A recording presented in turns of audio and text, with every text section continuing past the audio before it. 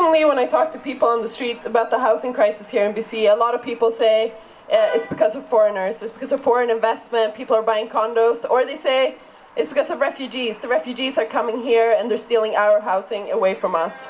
I'm sure you heard this before. Not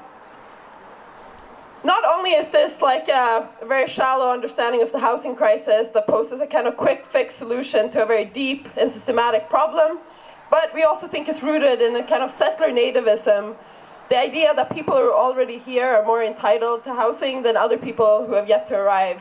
At worst, it's also grounded in white supremacy and the idea that white people are more entitled to housing than other people.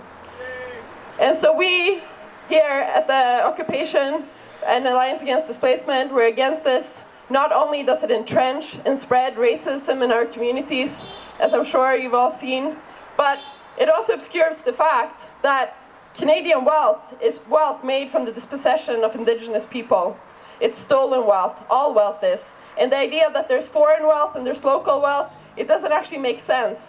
These development companies like Amacon, their board members, most of them are Canadian, but they made their wealth too, not just of dispossession here in Canada, but the exploitation of people abroad as well.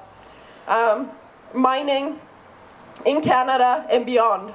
But we're also worried about this explanation of the housing crisis because it obscures the fact that this demolition, for example, affordable housing in Metrotown, is led by the municipalities and governments here. It's also the result of the defunding of social housing since 1993 and 2004.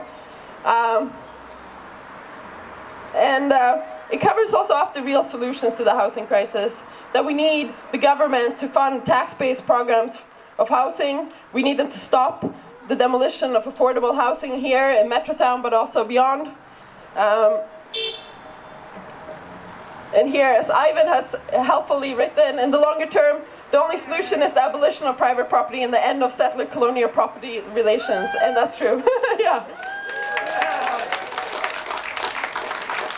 So we're gonna, I think I'm gonna hand it over to